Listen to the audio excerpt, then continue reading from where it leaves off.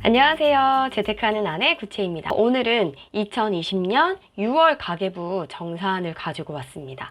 저희 집은 18개월 아기를 키우고 있는 3인 가구 신혼부부이고요. 남편은 직장 생활을 하고 저는 이제 프리랜서 주부입니다. 고정 지출과 변동 지출을 합한 저희 집 총 생활비 내역을 한번 보겠습니다. 주거 비용은 원래 저희 집에서 지출 1순위였는데 5월부터는 굉장히 많이 줄었습니다. 대출이자가 원래는 한 60만 원 넘게 나왔었는데 제가 대출 갈아타기를 해서 지난달부터는 40만 원 초반대를 유지를 하고 있습니다. 관리비는 11만 1,000원, 두 달에 한 번 수도세가 나오는데 수도세가 안 나오는 달은 이렇게 적게 나와요. 도시가스는 5만 7,000원. 여름인데 이렇게 많이 나왔나 했더니 제가 지난달에 가스 검심을 누락했더라고요. 그래서 5만 7,560원이 나왔습니다. 대출이자는 41만 원, 주거 비용에만 58만 원을 썼습니다. 두 번째, 식비입니다. 식비는 예산을 제가 65만 원으로 세워놨는데 최근 한 두 달 동안 식비 방어를 잘 못했어요. 거의 결혼하고 나서 역대급으로 찍고 막 70만 원도 넘고 이래가지고 이번 달에는 좀 의식적으로 줄이기 위해서 매주 식비를 얼마 썼는지 체크하면서 조절을 했습니다. 식자재가 35만 원을 쌌는데 예전에는 뭐 무료 배송이나 이런 걸 좀 채우기 위해서 많이 장을 봤는데 이번에는 소량씩 장을 자주 보려고 노력을 했어요. 그때그때 필요할 때 일주일에 한 2번씩도 마트에 가서 필요한 걸 사고 오히려 그게 더 싸게 먹히고 식비 절약에 도움이 되더라고요.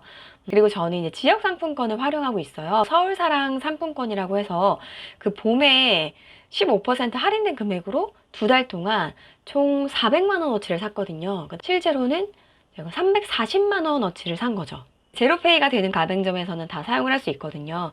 훨씬 비용이 절감이 되고 외식을 할 때도 이 동네 식당 같은 경우에는 제로페이가 다 되니까 그렇게 방어를 조금 할 수 있었던 것 같아요.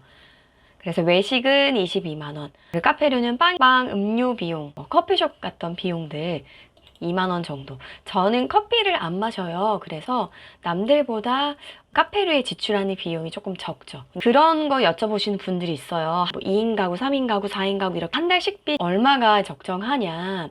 한 달 동안 가계 생활비 지출 대비해서 식비에 들이는 비용의 그 비율을 엔겔 지수라고 하는데요. 예를 들어 2인 가구다. 한 달 소득이 500만 원이에요. 그 중에 250만 원 정도를 생활비로 지출을 하고 있다. 그럼 그 중에서 25% 이내. 잠시만요. 250만 원 곱하기 그럼 한 달 식비가 62만 5천 원을 넘지 않아야, 그러니까 25%를 넘지 않아야 최상위층으로 본다고 말을 했어요. 물론 그게 지금까지 꼭 맞다고 할 수는 없지만 저는 어쨌든 그거 생활비 대비해서는 20% 이내에 쓰려고 노력을 하고 있고, 사실 그 엔겔지수보다는 한 달 소득 대비해서 식비에 지출하는 비용을 최대 10%? 잘 맞출 때는 한 8% 내외로 맞추는 것 같아요. 예를 들어 한 달에 소득이 500만 원이면 그 중에 8%니까 한 40만 원. 제가 그 신혼 때 두 사람의 소득이 600만 원대였는데 한 식비가 40만 원을 썼으니까 그쵸, 한 7, 8%쓴 것 같아요. 나중에 이제 임신을 하고 나서 몸이 무거워서 요리하기도 힘들고 이래서 그때는 또 식비를 50만 원으로 늘렸었고요. 아기가 태어난 후에도 몸이 회복되는데 시간이 걸리다 보니까 계속 50만 원대를 유지를 했었고요. 아기가 이제 돌이 지나면서 육아식을 하니까 반찬 비용이나 이런 게 조금 더 들더라고요. 지금은 60만 원 선에 맞춰서 쓰려고 노력을 하고 있어요. 절대적인 수치로 2인 가구인데 40만 원, 3인 가구 50만 원 이렇게 하는 것도 의미가 있겠지만 월 소득이 막 1,000만 원이 넘어요. 그만큼 돈 벌 능력이 되고 더 많은 소득을 창출할 수 있는 어떤 능력이 있다면 식비 5만 원, 10만 원 더 아끼는 것보다는 능력을 개발하자 주의거든요. 그래서 무조건적인 금액은 없는 것 같아요. 그냥 내 소득에 맞춰서 최대 많이 써도 한 15% 정도 이내로 쓰면 어떨까 싶어요. 생활용품은 이번 달 예산 자체가 85만 원이었어요. 왜냐하면 재난지원금이 들어왔거든요. 저희는 3인 가구라서 80만 원이 들어왔는데 이번에 큰맘 먹고 컴퓨터 본체를 사는데 활용을 했습니다. 저희 집은 원래 컴퓨터를 한 대를 쓰고 있긴 해요. 근데 이제 뭐 유튜브도 하고 제가 작업도 하고 뭐 여러 가지 할 게 많다 보니까 남편이랑 동시에 컴퓨터를 쓸 일도 있는데 누군가 컴퓨터를 하고 있으면 한 사람은 뭐 거실에서 다른 일을 하거나 좀 기다려야 되거나 그랬거든요.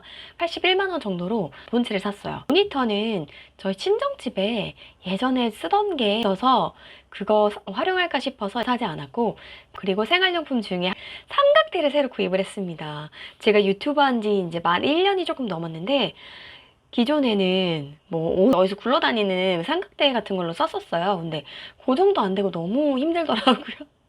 그래서 이번에 정말 거금 4만 원을 들여가지고 삼각대 좋은 걸로 샀습니다. 오늘 이렇게 처음 설치해서 쓰고 있는데 괜찮은 것 같아요. 꾸민미는 15만 원이 예산인데 거의 딱 맞춰서 썼어요. 이번 달에는 제가 조금 자제를 했습니다. 신랑 여름 셔츠를 몇 벌 샀고, 그리고 신랑 속옷도 조금 낡아가지고 몇 개를 샀습니다. 본인이 알아서 주문을 했더라고요. 원래 그런 거 제가 사주기 전까지는 잘 안 사는 사람인데 본인이 봐도 좀 그 상태가 심각했는지 몇 개를 샀더라고요. 그래서 신랑 여름 셔츠는 이제 흰색 그 여름 기본 반팔 있잖아요. 이런 거는 만 1년 이상 입기가 어려운 것 같아요. 왜냐면 색깔이 변색되기도 하고 남자분들은 또 땀도 많이 흘리잖아요. 매년 한 두세 벌 정도는 바꿔주고 있어요. 미용 헤어는 저는 이제 뿌리 염색을 한번 했고요. 같은 날 신랑이 커트를 했습니다. 이것도 지역사랑 상품권 활용해서 15% 할인을 받아서 뿌염은 34,000원에 했고, 남편 커트도 원래는 얼마였지? 15,000원인가 18,000원인데 어쨌든 그것도 싸게 했습니다. 건강은 10만 원인데 이번 달에 조금 많이 지출이 됐어요. 전반적으로 좀 몸이 좋지 않았어요. 감기 몸살이 심해가지고 저도 그렇고 아이도 그렇고 병원을 조금 다녔고요. 피 검사를 했는데 제가 호르몬 수치가 정상이 아니더라고요. 그래서 그거 관련해서 뭐 피 검사 비용이라든지 또 이제 의뢰서를 써주셔가지고 제가 큰 병원에 가서 또 검사를 받고 이랬어요. 다행히 지금은 수치가 정상적으로 돌아왔는데 그때 이제 여기저기 다니면서 병원비가 많이 들었었고, 실제로는 여기 기록된 것보다 한 10만 원 정도 더 많이 나왔는데 제가 실비 청구를 바로바로 하는 편이에요. 요새는 앱으로도 청구가 굉장히 쉽게 되어 있기 때문에 바로 그 영수증 찍어서 그냥 앱으로 올리고 2, 3일 내로 그냥 돈이 입금이 되더라고요. 그런 식으로 해야 제가 6월에 쓴 거를 다시 6월에 바로 환급받아서 가계부에 환급받은 비용 빼고 실제로 지출한 비용만 기록할 수 있기 때문에 그렇게 하고 있습니다. 이 약국은 그 실비 청구가 쉽지가 않아요. 전 예전에 가입한 거라서 5,000원 이상이면 받을 수 있긴 한데 보통은 5,000원 넘지 않는 경우가 많죠. 그리고 뭐 아이가 좀 다쳐가지고 흉터 연고 뭐 이런 것들 하는 비용이 좀 들었고, 건강용품은 그 일회용 마스크 구비하느라고 이렇게 비용이 나갔습니다. 안 아프면 제일 좋겠어요. 건강 관리를 잘 하려고요. 자, 개발 문화비는 타링에서 그 클래스를 하나 들었거든요. 제가 하는 일들이 여러 가지 있긴 하지만 조금 더 소득을 다각화하는 차원에서 해외 구매 대행에 조금 관심을 가져보고 있어요. 요새 뭐 스마트 스토어 하시는 분들도 굉장히 많고 또 해외 구매 대행에 이제 도전하시는 분들도 많은데 이미 뭐 레드오션이다 이런 말들도 있지만 예전부터 조금 관심이 있던 분야여서 또 어떻게 할까 하다가 한번 강의를 들어보자 해서 조금 투자를 한 건데 4시간 강의에 12만 원 넘게 비용을 들였어요. 근데 결과적으로 저는 너무 별로였어요. VOD 서비스로 두고두고 볼 수 있는 그런 거를 들을 걸 그랬다. 좀 후회했어요. 후보자들한테 전달하는 그런 과정이나 또 제가 생각하는 부분이랑은 조금 달라서 정말 아까웠지만 그래도 조금이나마 간을 봤다라는 생각을 하면서 좀 마음을 달래려고요. 문화생활 만원은 저희 가족끼리 서울숲에 놀러 갔거든요. 그때 자전거를 대여해서 같이 탔어요. 자, 자동차는 40만 원. 주유비가 48,000원. 제가 아이 어린이집에 바래다 주려고 매일 90분씩을 왕복해요, 2번. 주유비는 요새 많이 떨어져가지고 그거에 비해서는 좀 적게 나온 것 같고, 주차 통행료는 그 6월 초에 또 고향을 한번 갔다 왔어요. 그때 이제 통행료 든 거 그리고 보험 세금 28만 원, 이건 뭐냐면 올해 이제 자동차 보험료 갱신 기간이었어요. 저희 남편이 몇 개월 전에 주차장에서 외제차를 긁는 사고를 내가지고 보험료가 한 30만 원 정도 인상이 됐더라고요. 아, 정말 힘이 빠질 때가 뭐냐면 저는 생활 속에서 조금이라도 아끼려고 자동차 보험 가입할 때도 저는 그냥 가입하지 않고 문화상품권을 조금 저렴하게 할인해서 구매해서 그걸 컬처 캐시로 변환한 다음에 컬처 캐시로 그 보험료를 결제할 수 있는 그 손해보험에서 가입을 하고 있었었거든요. 근데 한 번씩 이렇게 이제 사고를 치면 물론 안 다쳐서 정말 다행이지만 마음이 또 쓰리더라고요. 어쨌든 보험료가 인상이 돼서 원래는 일시불로 내는데 무이자 할부로 3개월로 나눴습니다. 다행히 주행거리 특약으로 한 6만 원 넘게 환급을 받긴 했지만 그래도 한 70만 원 초반대가 나왔고요. 앞으로 3개월 동안 나갈 예정입니다. 택시비는 36,000원. 저는 택시를 안 타요. 웬만하면 거의 안 타는데 일주일에 한 번 정도 이제 남편이 아기 이제 뭐 등원 혹은 하원을 도와줘요. 제가 매일매일 왕복 운전을 하다 보니까 남편 딴에서는 이제 일주일에 하루 정도는 일찍 퇴근을 해서 아이를 이제 하원을 시키는데 그때는 차가 없으니까 택시를 타고 오거든요. 그 비용이 이렇게 나왔습니다. 자, 육아 비용은 25만 원인데 이번에는 21만 5천 원을 썼습니다. 육아 용품은 대부분은 뭐 기저귀나 물티슈 그런 소모품들 많이 쓰고요. 아기 변기를 사고 또 욕실화 같은 것도 사고 또 비누방울 놀이도 사고 뭐 그런 거에 썼고요. 교육놀이 12,000원은 키즈 카페 간 비용입니다. 이번 달에는 딱 한 번 갔네요. 의류 꾸민비는 95,000원. 아, 육아 항목 중에서 제일 조절 안 되는 게 의류 꾸민비예요. 한 5만 원 이상은 여름 옷을 사는데 썼고요. 나머지는 햇빛 차단해주는 시원한 모자를 2개를 구비를 했습니다. 어쨌든 예산 내에서 잘 쓴 것 같아요. 반려동물 비용은 7만 원. 예전에 병원비 할부 10만 원 넘게 나온 게 있었는데 이번 달이 할부 마지막이에요. 나머지 간식이나 뭐 이런 것들은 지난달에 나갔기 때문에 이번 달은 뭐 따로 든 건 없었어요. 여행 비용은 15만 원. 아, 원래 해외 여행 가려고 이렇게 15만 원씩 지출 처리를 하면서 빼놓은 거였는데 진짜 코로나 때문에 여행은 못 가지만 올해 제주도 여행은 가자고 이제 얘기를 했거든요. 경조사 비용은 30만 원인데 초과됐어요. 41만 원 정도 썼습니다. 가족이나 친척 관련해서는 한 건도 없었는데 지인 중에서 결혼 2건, 장례 2건이 있었습니다. 출산한 친구도 있어서 관련한 선물 비용도 들었고요. 저희 신랑이 공무원이다 보니까 경조사 비용 조금 많이 나가는 편이긴 해요. 코로나 때문에 그나마 좀 줄긴 했고 또 여름이라서 조금 줄은 것도 있는데 장례 비용은 사실 예측은 되지 않는 비용이에요.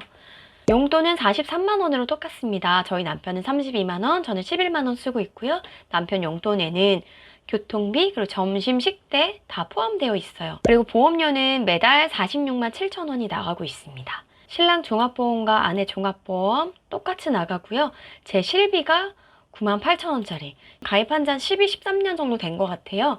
이게 몇 번 갱신을 하다 보니까 비용이 조금 늘어난 감이 있고요. 그리고 자녀 보험은 10년 만기로 설정을 해서 월 8만 원 정도 나가고 있습니다. 통신비는 5만 2천 원. 신랑은 그 회사 폰을 쓰고 있어서 별도로 들지 않고요. 저는 가족 결합으로 시댁 식구들과 묶어서 30% 할인을 받고 있고 2년 약정이 끝난 후에 15% 추가 할인이 돼서 원래는 7만 9천 원짜리 요금제인데 실제로는 3만 6천 원 정도가 나가고 있어요. 인터넷 비용도 16,000원 나가고 있습니다. 저희 집은 지상파만 나오고요. 케이블 이런 건 보지 않아요. TV를 거의 잘 안 봐요. 그래서 관련 비용은 없습니다. 이번 달에 한 달 생활비는 무려 473만 원이에요. 평소보다 100만 원 정도 더 쓴 것 같은데 재난지원금 80만 원 들어온 걸로 컴퓨터를 산 거, 그리고 자동차 보험을 새로 가입하면서 조금 많이 나온 부분이 있었고요. 뭐 2인 가구로 치면 한 428만 원 정도를 쓴 거고요. 여기에는 대출이자나 여행 저축 다 포함되어 있는 금액입니다. 이 중에서 아기 관련한 비용은 약 45만 원 정도가 들어갔어요. 저축률은 무려 63%가 나왔어요. 생활비가 꽤 컸는데도 불구하고 저축률이 많이 나왔습니다. 근데 이번 달에 잘한 점이 제가 프리랜서라서 소득이 들쭉날쭉한데 일을 받는 시점과 돈이 입금되는 시점이 각각 다르잖아요. 많게는 막 2달, 3달 차이 나기도 하는데 이번 달에 여러 건이 조금 몰려가지고 소득을 전고점을 돌파했어요. 저는 이게 정말 의미가 있다고 생각하거든요. 주식도 그렇잖아요. 한번 그 전고점을 찍는 게 중요하잖아요. 뭔가 그 돈그릇을 조금 내가 넓혔구나라는 생각이 들어서 뿌듯했었고, 앞으로도 소득 다각화를 위해서 노력을 해야겠구나 이런 생각을 했던 것 같아요. 반성할 점은 재난지원금을 내가 너무 한 번에 털은 거 아닌가, 조금 아껴서 생활비로 쓸 걸 그랬나 했는데 유튜브도 하고 컴퓨터를 쓰는 시간이 많다 보니까 투자 비용으로 생각을 하려고요. 그리고 차 사고 조심하자. 아무리 이렇게 아껴도 한 번 이렇게 사고 나거나 구멍이 생기면 아까운 돈이 지출이 되니까 운전하는데 조심하려고요. 자, 오늘은 2020년 6월 재테크하는 아내 구체 2의 3인 가구 가계부 리뷰를 했습니다. 다음에 또 재미있는 가계부 리뷰로 갖고 올게요. 여러분 부자 되세요. 안녕.